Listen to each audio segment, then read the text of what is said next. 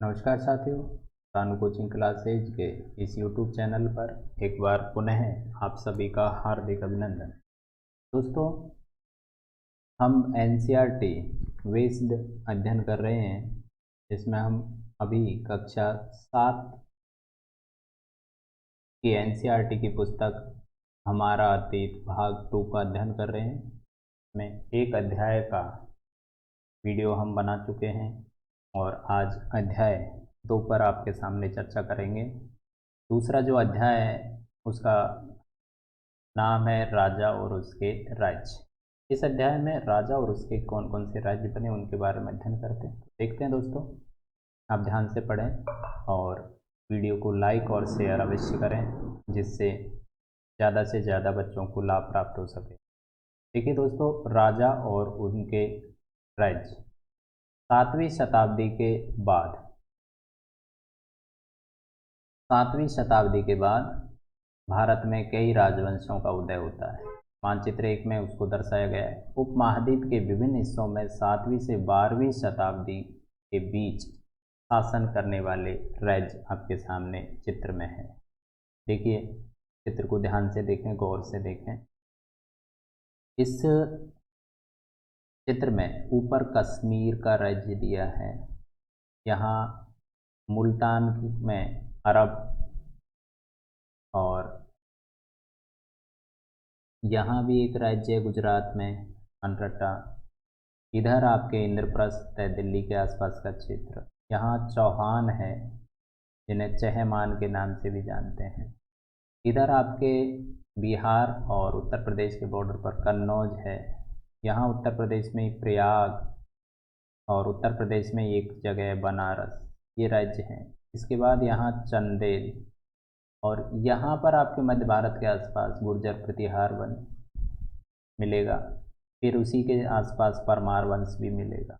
नीचे दक्षिण भारत में राष्ट्रकूट, मालखेत या मान्यखेत के नाम से भी आपको राजवंश मिलेंगे। एक चोल राजवंश मिलेगा दक्षिण में, फिर एक चेर राजवंश भी मिलेगा और एक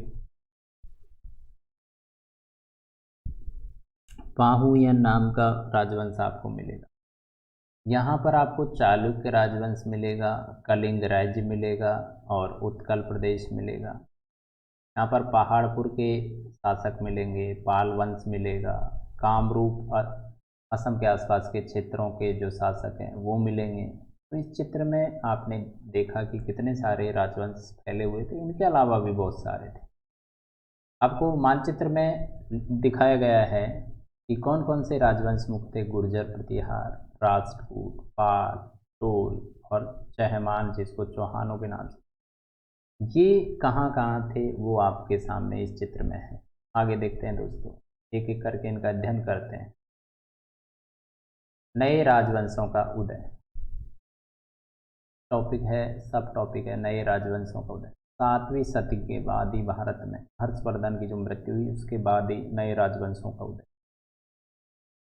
7वीं सदी आते आते उपमहाद्वीप के विभिन्न भागों में बड़े भूस्वामी और योद्धा सरदार अस्तित्व में आ चुके थे।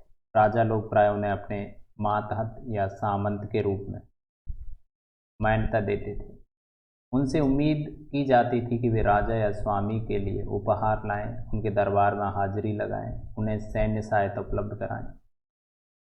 अधिक सत्ता और संपदा हासिल करने पर सामंत अपने आप को महासामंत, जब ताकतवर हो जाता था तो महासामंत या महामंडलेश्वर, पूरे मंडल का स्वामी कहता था। कभी कभी वे अपने स्वामी के आधिपत्य से अपने आप को स्वतंत्र कर लेते थे। इस तरह का उदाहरण दक्कन में राष्ट्रकूटों का माना जाता है। शुरुआत में वे कर्नाटक के चालुक्य राजाओं के अधीनस्थ थे। यहाँ से प्रश्न पूछा जा सकता है आपसे कि जो राष्ट्रकूट थे वो प्रारंभ में किन के अधीन हुआ करते थे? तो चालुक्यों के अधीन। लेकिन कहाँ के चालुक्य? कर्नाटक के चालुक्य। 8वीं सदी के मध्य में एक राष्ट्रकूट प्रधान दंती दुर्ग हुए। उन्होंने चालुक्य स्वामी की अधीनता स्वीकार करने से मना कर दिया। तो ये प्रश्न बन जाता है कि सबसे पहले विरोध किसने किया? तो दंती दुर्ग नाम का जो राष्ट्रकूट शासक था उसने। उसे हराया और हिरण्यगर्भ, मतलब किसे हराया, चालुक्यों को हराया। और हिरण्यगर्भ शाब्दिक अर्थ होता है उसका सोने का गर्भ नामक ये अनुष्ठान किया। जब यह अनुष्ठान ब्राह्मणों की सहायता से संपन्न किया गया था तो यह माना जाता था कि इससे याजक जन्मना क्षत्रिय न होते हुए भी क्षत्रिय के रूप में दोबारा क्षत्रियत्व प्राप्त कर लेगा।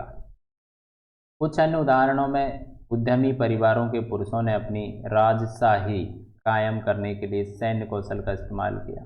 मिसाल के तौर पर कदम, मयूर शर्मण और गुर्जर प्रतिहार हरिश्चंद्र ब्राह्मण थे जिन्होंने अपने परंपरागत पेशे को छोड़कर शस्त्र को अपना लिया। और क्रमशः कदम ने कर्नाटक और इन लोगों ने कर्नाटक राजस्थान में अपना राज्य स्थापित करने का सफलतम प्रयास किया। राज्यों में प्रशासन। अब देखिए राज्यों में प्रशासन कैसे संचालित होता है। राज्यों में प्रशासन, राजाओं में से कईयों ने महाराजाधिराज, मतलब इसका मतलब हुआ राजा का भी राजा, महाराजा, राजाओं के राजा, त्रिभुवन चक्रवर्तिन, 3 भुवनों का स्वामी और इसी तरह की कई उपाधियां धारण की।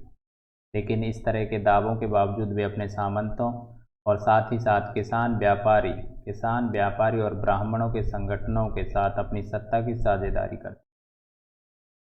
इन सभी राज्यों में उत्पादकों अर्थात किसानों, पशुपालकों, कारीगरों से संसाधन इकट्ठे किए जाते थे। इनको अक्सर अपने उत्पादकों का एक हिस्सा त्यागने के लिए मनाया या बाध्य किया जाता था। कभी कभी इस हिस्से को लगान मानकर वसूला जाता था क्योंकि प्राप्त करने वाला भूस्वामी होने का दावा करता था। राजस्व व्यापारियों से भी लिया जाता था। ऐसा माना जाता है कि 400 से अधिक कर लिए जाते थे।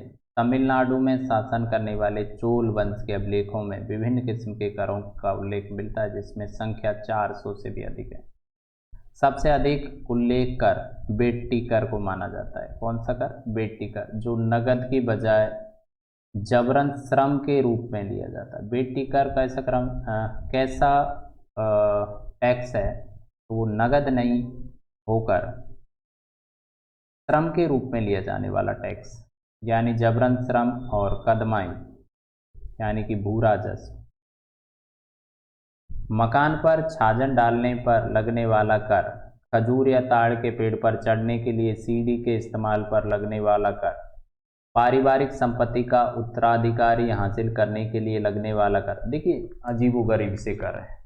अरे भाई, पेड़ पर चढ़ रहा है उसके लिए भी कर, छत डल रही है उसके लिए भी कर, और उत्तराधिकारी बन रहा है तो उसके लिए भी कर। लेकिन कुछ नहीं कर सकते थे उस समय, ये कर थे और इनको देना भी पड़ता था। नहीं देते थे तो जबरदस्ती वो लोग वसूल करते। ये संसाधन राजा की व्यवस्था का वित्तीय आधार बनते थे। आगे यही जो वित्तीय संसाधन है वो मंदिरों और दुर्गों के निर्माण में इस्तेमाल होते। संसाधन उन युद्धों को लड़ने में भी इस्तेमाल होते जिससे लूट की शकल में धन मिलने की तथा जमीन और व्यापारिक मार्गों के प्रयोग की संभावना बनती। राजस्व वसूली के लिए पदाधिकारियों की नियुक्ति सामान्यतः प्रभावशाली परिवारों के बीच में की जाती और प्राय वंशानुगत होती थी। सेना में भी ऐसा ही होता था, कई बार राजा के निकट संबंधी ही इन ओहदों पर पहुंचते थे।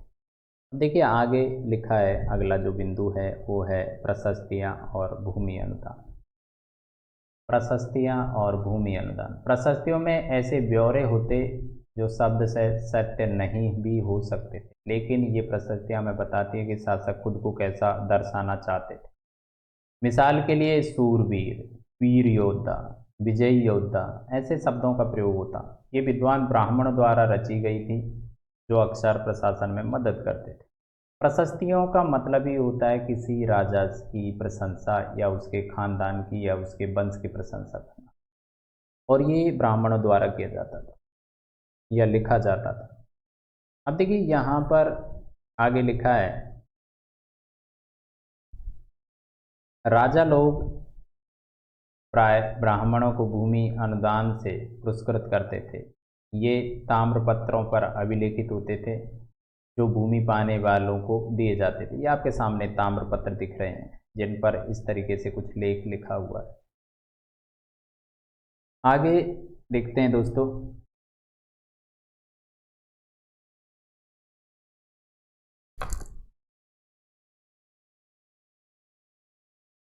बारहवीं शताब्दी में एक बृहद संस्कृत काव्य की रचना की गई जिसमें कश्मीर पर शासन करने वाले राजाओं का इतिहास दर्ज है। इसे कल्लण नामक एक रचनाकार द्वारा रचा गया। कल्लण ने अपने वृत्तांत लिखने के लिए शिलालेखों, दस्तावेजों या प्रत्यक्षदर्शियों के वर्णनों और पहले के इतिहासकारों समेत अनेक तरह के स्रोतों का इस्तेमाल किया। प्रशस्तियों के लेखकों से भिन्न वह अक्सर शासकों और उनकी नीतियों के बारे में आलोचनात्मक लेख लिखते थे। 12वीं सदी के लिए यह असाधारण ग्रंथ था।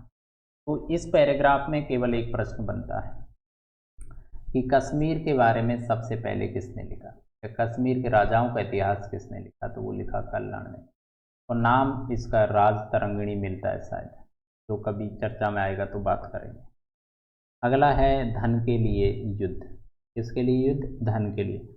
आपने यह गौर किया होगा कि इसमें से प्रत्येक शासक राजवंश का आधार कोई क्षेत्र विशेष था। वे दूसरे क्षेत्रों पर भी नियंत्रण करने का प्रयास करते थे। एक विशेष रूप से वांछनीय क्षेत्र था गंगा घाटी में स्थित कन्नौज वाला क्षेत्र। आगे देखिए दोस्तों, गुर्जर, प्रतिहार, राष्ट्रकूट और पाल वंशों के शासक सदियों तक, यहाँ पर आपके गुर्जर, प्रतिहार, राष्ट्रकूट और पाल वंशों के शासक सदियों तक कन्नौज के ऊपर नियंत्रण को लेकर आपस में लड़ते रहे। क्योंकि इस लंबी चली लड़ाई में 3 पक्ष थे, 3 ओर से युद्ध होता था, इसलिए इतिहासकारों ने प्राय इसकी चर्चा त्रिपक्षीय संघर्ष के रूप में की। इतिहासकारों ने जो लिखा त्रिपक्षीय, कौन कौन? गुर्जर, प्रतिहार, राष्ट्रकूट और पाल, तीनों के बीच में संघर्ष को त्रिपक्षीय संघर्ष कहा। शासकों ने बड़े मंदिरों का निर्माण करवा कर भी अपनी सत्ता और संसाधनों का प्रदर्शन करने का प्रयास किया। इसलिए जब एक दूसरे के राज्यों पर आक्रमण करते थे तो मंदिरों को भी अपना निशाना बनाते थे, जो कभी कभी बहुत अधिक संपन्न होते थे। अफगानिस्तान के गजनी का महमूद ऐसा ही एक शासक था। उसने धार्मिक पूर्वाग्रह से ग्रसित होकर भारतीय उपमहाद्वीप पर आक्रमण किया। कहते हैं 17 बार आक्रमण किया, समय 1000 से 1025 के बीच। उन्होंने संपन्न मंदिर, जिसमें सबसे ज़्यादा संपन्न मंदिर था गुजरात का सोमनाथ मंदिर, पर आक्रमण किया। महमूद जो धन उठा ले गया उसका बहुत हिस्सा गजनी में एक वैभवशाली राजधानी के निर्माण में खर्च किया गया। तो महमूद गजनवी ऐसे कहते हैं, महमूद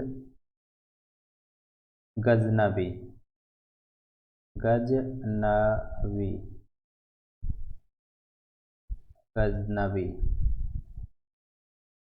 ने 17 बार आक्रमण किया और 17 बार उसने सोमनाथ मंदिर को लूटा। युद्ध करने वाले दूसरे राजाओं में चौहान भी प्रमुख थे, जो बाद में चहमान नाम से, तो पहला उनका नाम था, बाद में वो चौहान बन गए। तो सीधा सा है चौहान। तो युद्ध करने वाले दूसरे शासकों में चौहान प्रमुख थे। वे दिल्ली और अजमेर के आसपास के क्षेत्रों पर शासन किया करते थे।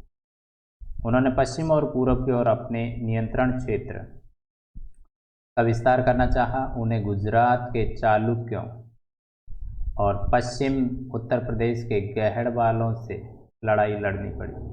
चहमान या चौहान शासक पृथ्वीराज तृतीय 1668 से 92 का नाम सबसे महत्वपूर्ण माना जाता है, जिसने सुल्तान मोहम्मद गोरी नामक अफगान शासक को 1191 में पराजित किया। और कहते हैं ये तराइन का युद्ध था। कौन सा युद्ध? तराइन का युद्ध। और तराइन के 2 युद्ध हुए। कितने युद्ध हुए? 2। एक हुआ 1191